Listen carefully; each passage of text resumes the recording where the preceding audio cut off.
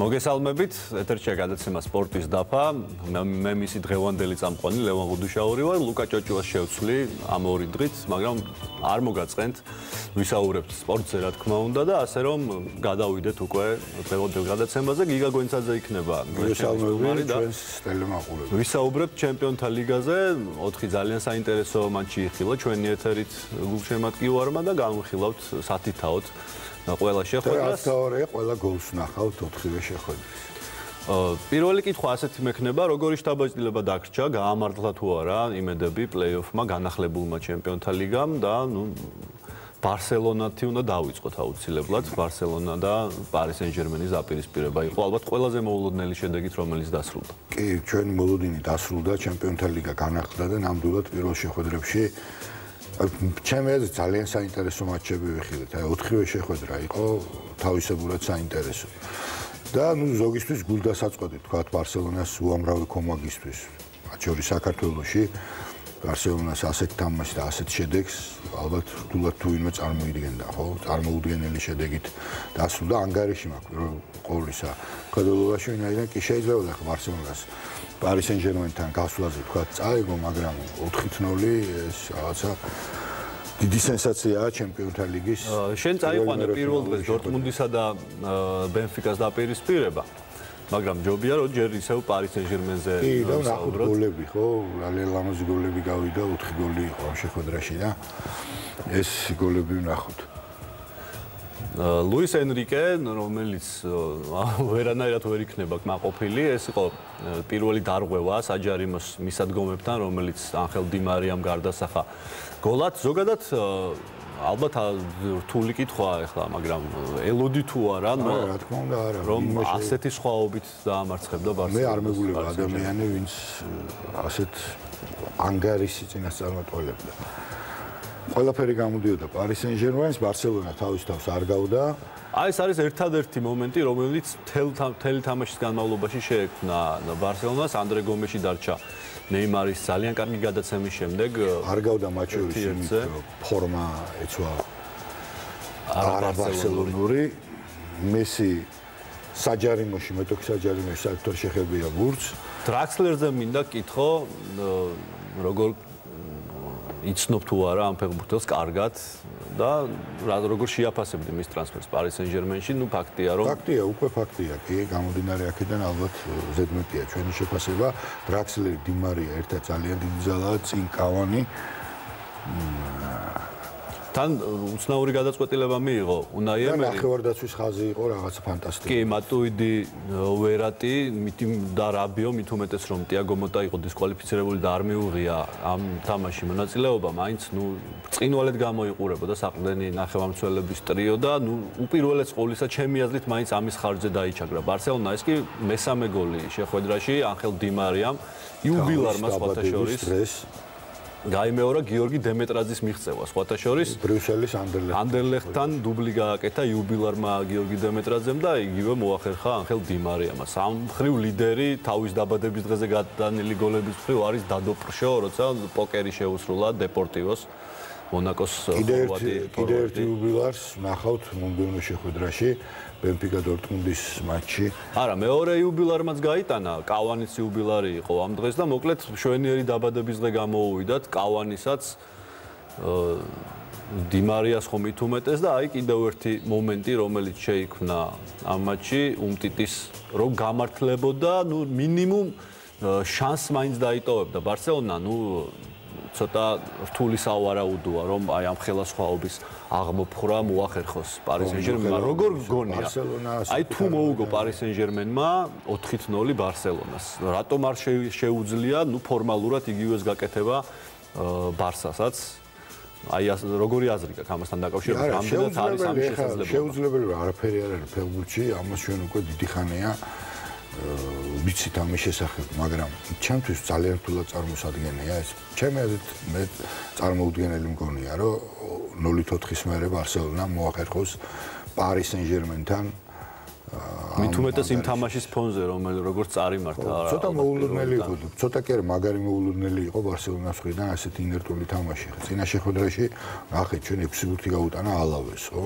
და 6-0 მოუგო. ანუ არანაირი სიმპტომები იმის, რომ ბარსელონას რაღაც უჭირს და რაღაც პრობლემები აქვს.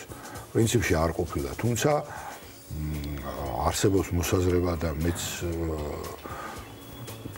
ვემხრობი ამ მოსაზრებას, რომ მაინც მემწვრთნელისკენ გავიშვერდი ხელს. ხო, კი ბატონო, არის ამაშიც საკმაოდ საღი აზრი. მეც მაკეთავ. გადავიდეთ შემდეგ შეხვედრაზე, დორტმუნდის ბორუსია ესტუმრა ბენფიკას და საკმაოდ კარგი თამაშიც ჩაატარა, როგორც თომას ტუხელმა განაცხადა, დიდი მატჩი ითამაშა დორტმუნდის ბორუსიამ, მაგრამ მაინც ამის მიუხედავად დამარცხდა. კი, ვინც თვალი მიადევნა ამ შეხვედრას პირველ ტაიმში, მეორეშიც პრინციპში შეიძლება ასე ითქვას, დორტმუნდის ბორუსია ფლობდა უპირატესობას, მომენტებსაც ქმნიდა, ბურთი ეჭირა, ყველაფერი აბსოლუტურად, რაც ისახება, თქვა, უპირატესობა ერთი გუნდის მეორეზე. იყო ნათელი, ბურთის ფლობიდან დაწყებული, კარში და კარისკენ დარტყმებით და კუთხურებით და ასე შემდეგ. პირველ ტაიმში ობამეანგს მაგარი მომენტი ჰქონდა, ერთ-ერთი გავიდა, მაგრამ ვერ შეაგდო, აგერ კიდევ ერთი მომენტი. ედერსონმა ითამაშა ძალიან მაგრად ბრაზილიელმა მეკარემ ბენფიკასი და ამ თამაშზე ტაფარელი იყო ჩამოსული სპეციალურად, აკვირდებოდა კიდევ ერთხელ ედერსონს ბრაზილიის ნაკრების მეკარეების რეალური კანდიდატია ერთ-ერთი ალბათ. კი, ნუ ამ შეხვედრაში ხო საერთოდ საოცრად ითამაშა. მეორე ტაიმის ფრაგმენტებიც იქნება, სადაც პენალტის მოგერიებასაც შეძლებს. როდესაც ჩვენ იუბილარებზე ვსაუბრობთ, ლუიზაო, ხო, ლეგენდა, ბენფიკას ლეგენდა 36 წლის გახდა ამ დღეს და გადაგონში. თან მეხუთასე თამაში ამ შეხვედრაში, მეხუთასე საერთაშორისო, მეხუთასე საიუბილეო მატჩი ბენფიკას მაისურით და აგერ სწორედ მისი გადაცემის შემდეგ მიტროღლუმ მოახერხა ანგარიშის გატანა. აი კი ფლობდა დორტმუნდის ბორუსია პრაქტიკულად მთელი მატჩის მანძილზე უპირატესობას, მაგრამ ძალიან მოულოდნელი იყო ისეთი მეტამორფოზა. უკნიდან თამაშობდა ბენფიკა, მაგრამ დაიწყო მეორე ტაიმი თუ არა ეგრევე მთელი გუნდით შეუტია რუი ვიტორიას გუნდმა. ეს რა თქმა უნდა წინასწარ მოფიქრებული სტრატეგია იყო მატჩის და პირველ 10 წუთში, ესე იგი ტუხელი, ფეხბურთელები ცოტა გაუგნებული იყვნენ, რა დაეპირისპირებინათ ბენფიკას ასეთ აქტივობას. ობამეანგი ნუ პირდაპირ შეგვიძლია მატჩის შეაგდო ამ პირველ 10 წუთში და მერე ისევ ჩვეულ კალაპოტში ჩადგა თამაში. დორტმუნდი უტევდა პრაქტიკულად მთელი მატჩის მანძილზე და მომენტები იქმნებოდა. აგერ ედერსონის სევი ვნახეთ, ესეც ძალიან მაგარი. უკვე 4 მომენტი ვნახეთ, როცა ერთი ერთზე შეეძლო მარტო ობამეანგს გატანა. აქ ფეისამ ხელით ითამაშა, ერთ-ერთი ყველაზე სუსტი წერტილი იყო ბენფიკას შემადგენლობაში სერბის აღდგენი ნახევარმცველი და ობამეანგს დაარტყმევინეს ისე მიუხედავად იმისა, რომ არც ამ თამაში წაუვიდა ობამეანგს, გამოვიდა თამაში და მანამდე წინა 3 პენალტიდან 2 ქონდა გაფუჭებული და მაინც ობამეანგმა დაარტყმევინეს, თავისინებით იგი არ მივიდოდა 11 მეტრიანის ნიშნულთან. ეთყობა ეს თამაშამდე იყო გარკვეული, რომ მას უნდა შეესრულებინა პენალტი თუ დაინიშნებოდა შეხვედრაში. შესრულება როგორი იყო, ნახეთ პირდაპირ ცენტრში ედერსონი არ წამოეგო ამკეს, არ გადახდა კუთხეში, კარგი ბურთი აიღო და საბოლოოდ მოიგო ბენფიკამ მინიმალური ანგარიშით. ეს როგორ შეაფასებ უკვე შანსებს? არაერთხელ გვიფიქრია, რომ აი 1-0 ყველაზე ისეთი ძიმი ანგარიშია. თითქოს არაფერი მინიმალური სხვაობა გაქვს აღმოსაფრელი საკუთარ მოედანზე, მაგრამ ალბათობა და საშიშროება იმის, რომ ერთი ბურთი გაუშვა, მერე სამის გატანა ძალიან რთულია. ჩემი აზრით, მე მაინც დორტმუნდის ბორუსია მიმაჩნია ამ შეხვედრაში ფავორიტად. დორტმუნდი უგოლოდ იშვიათად ხდება, ხო? ხა წინა მატჩი არ გამოვიდა გატანა მიუხედავად იმისა, რომ საერთო მომენტები შეიქმნა. ჩემი აზრით, მე მაინც დორტმუნდის ბორუსიას მივიჩნევ ფავორიტად, თუმცა ბენფიკა როგორი რთული დასამარცხებელია ყველამ კარგად. კი ბატონო, გერმანიაში თამაში ძალიან რთულია, ეს გუშინ კიდევ ერთხელ დადასტურდა არსენალის მაგალითზე 5-1 მიუნხენის ბაიერნმა გაანადგურა არსენ ვენგერის გუნდი. აი ეს რამდენად იყო მოსალოდნელი შენი აზრით? წარსულში თუ გავიხედებით, არსენალი მუდმივად აგებს მერვედფინალში და ვარდება მერვედფინალიდან ჩემპიონთა ლიგაზე და ალბათ რაღაცა განსაკუთრებული მოულოდნელობა ერთი შეხედვით არ უნდა ყოფილიყო. თან აქედან ურჯერ ზედიზედ წააგო სწორედ მიუნხენის ბაიერნთან და ბოლო 5 და მანამდეც წააგო კიდე, ხო? გამომდინარე აქედან თითქოს არაფერი მოულოდნელი, მაგრამ როცა 5-1 აგებს არსენალი, რა თქმა უნდა გვიკვირს ყოველთვის და მაინც ისევ და ისევ ანგარიში ჩემთვის მაინც ცოტა მოულოდნელი იყო ხა ბაიერნის მოგება ნებისმიერ გუნდთან როგორ შეიძლება ვინმეს გაუკვირდეს და ჩვეულებრივი ამბავი ბაიერნმა სახში ბაიერნი ყველას უბებს მაგრამ 5-1 არსენალის მარცხი რა თქმა უნდა გასაკვირია პირად ჩემთვის ასეა და აქაც სამწუხაროა რომ შეიძლება საუბარი იმის შესახებ რომ პრაქტიკულად პირველივე შეხვედრაში გამოვლინდა ამ წყვილში გამარჯვებული და მეორე შეხვედრა რა თქმა უნდა ფორმალური არ იქნება მაგრამ ისეთი ინტერესით მაინც ვერ დაველოდებით ანუ ფორმალური მეტი რაღა უნდა იყოს ახლა მეტი ფორმალობა რაღა გინდა ვიცი ახლა 5-1 რო აქვს წაგებული მიუნხენის ბაიერნის არსენალს მიუნხენის ბაიერნის კარში 6 გოლის გამტანი რომ სოფლიოში არც ერთი გუნდი არ არის ამაში ყველა დაწონებული სად არის ხო ახლა 4 გოლი სად არის ასე არ ხდება ეგ ცოტა რა თქმა უნდა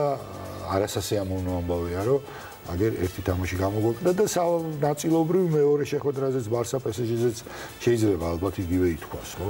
სამაგიეროდ სხვა მატჩებს დაველოდებით, ხო? აგერ ნაპოლი, რეალი იქნება იგივე დორტმუნდი, ბენფიკა და წინ კიდევ 4 კი, ძალიან საინტერესო თამაშები, რაც შეეხება განსაკუთრებით აი მონაკო, სიტი მონაკო მაინტერესებს. ყველა თამაში საინტერესოა, ძალიან საინტერესო იქნება. გუშინ შესანიშნავი მატჩი ჩაატარა რობერტ ლევანდოვსკიმ, ჯერ გოლი გაიტანა, მართალია პენალტიც დაიკიდა, მაგრამ აი ეს პასი მომეწონა მე გუშინ. ალკანტარამ 2 გოლი შეაგდო ესეც აუცილებლად. რა პასი გააკეთა აქ რობერტ ლევანდოვსკიმ, თავის სტილში გაიტანა არენ რობენმა, პრაქტიკულად ისეთი გოლი გაიტანა, როგორიც აი რო წარმოიდგენ რობელის გოლს, რო არ კონდეს ნახი. აი რობენმა შეაგდო, რო გეტყვიან თვალწინ დაგიდება. ზუსტად როგორიც უნდა გაიტანოს რობენმა, ისეთი გაიტანა გუშინაც და ფაქტია რომ 5-1, სერიოზული მარცხი და კიდევ ერთხელ ალაპარაკდნენ რომ არსენ ვენგერმა უკვე ამოწურა თავისი შესაძლებლობები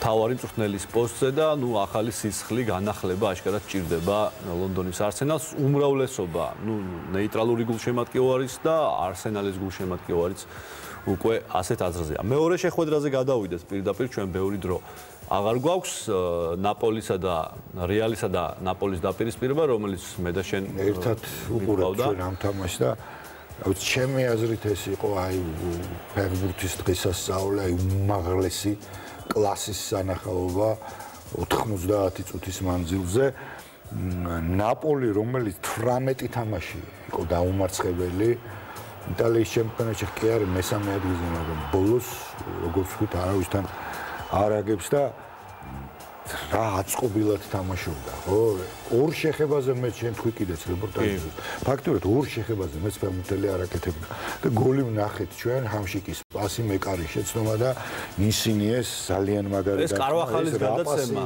სასწაული როდესაც ბენზემამ გაათანაბრა ანგარიში სხვათა შორის მე-6 საგოლე პასი დაუგროვდა ჩემპიონთა ლიგაზე დანი კარვახალს და ის გახდა საუკეთესო მაჩვენებიან მცველებში ჩაატარა მან ალბათ კარიერაში ისიც თქვა რომ რეალს თუ ვინმესთან შეიძლება უჭირს იტალიურ კლუბებთან ხო იცით ეს არის ტრადიციულად ასეა ისტორიულად ასეა ისიც ალბათ საინტერესო იქნება გავიხსენოთ რომ ისინი იტალიელ ფეხბურთელს სანტიაგო ბერნაბეუზე 9-10 წელი არ ქონდა გატანილი იტალიელ ფეხბურთელს პირველом შეაგდო ბოლოს და აგერ ინსინიეს გოლი ვნახეთ ძალიან მაგარი შესრულება იყო ეს კი უკვე მეორე ტაიმის ფრაგმენტები იწყება ხო 1-1 დასრულდა პირველი ნახევარი რეალმა პირველი ტაიმის მოგება ვერ შეძლო მოდრიჩი როგორც ყოველთვის თავის სიმაღლეზე იყო ძალიან ბევრი ეხლა ვნახავთ ტონი კროოსის გატანილ ბურთს სნუკერს თამაშობდა ამ შეხვედრაში ტონი კროოსი შია ბზრიალა მეკარიც დაიჭირა მოძრაობაზე და როგორცაც იტანს ხოლმე ტონი კროოსი ძირითადად სწორედ ისეთი გამოვიდა ეს კი მესამე გოლი ნაპოლის კარში ნამდვილი შედევრი კაზემიროს შესრულებით მიწაზე დაუშვებლად შორეულ კუთხეში აუღებელი დაუტყა პეპე რეინას და საბოლოოდ 3-1 დასრულდა ანგარიში რა თქმა უნდა რეალი თავიდანვე ფავორიტი იყო ამ წყვილის ეს ვაღიაროთ და კიდევ უფრო გაიმყარა ეს სტატუსი. გასაგებია რომ სან-პაულოზე ნეაპოლში თამაში ყველასთვის ძალიან რთულია. ეს შანსია რომელიც მიეცა ბოლოს დრის მერტენს და ვერ გამოიყენა კიდევ უფრო მერტენსმა ვერ შეაგდო არა და ბოლო შეხვედრებში 11 მატჩში 14 გოლით უორცდა. კი, ძალიან კარგი ფორმაშია, მაგრამ გუშინ ვერ იყო მოწოდების სიმაღლეზე. კარგი შანსი ჰქონდა ის. კრისტიანოძეც უნდა ვთქვათ აუცილებლად, რომ გახდა ლიგის ყველა დროის საუკეთესო მეპასე, 31 საგოლე გადაცემა გააკეთა კრისტიანო რონალდომ. აქამდე თანაბრად იყო ის რაიან გიგსთან. ახლა კი უკვე ერთპიროვნულად ლიდერობს ჩემპიონთა ლიგის მეპასეთა სიას. ნუ ამ თამაშების შემდეგ ძალიან აქტუალური გახდა #outwenger, ყველა ამაზე ხუმრობს სოციალურ ქსელში. ნუ ჩვენ შეგვიძლია ვნახოთ, რომ აი იგივე ლუის ენრიკესთან და ვენგერთან დაკავშირებული ერთი ფოტო, სადაც ჩახუტება უნდათ ერთმანეთთან 4-0, 5-1, 4-ბურთიანი სხვაობით წააგეს მათმა გუნდებმა. კიდევ ერთი არის აღსანიშნავი ჩემპიონთა ლიგის თემაზე, რომ აი შეგვიძლია ვნახოთ დონალდ ტრამპის ფოტომონტაჟი, სადაც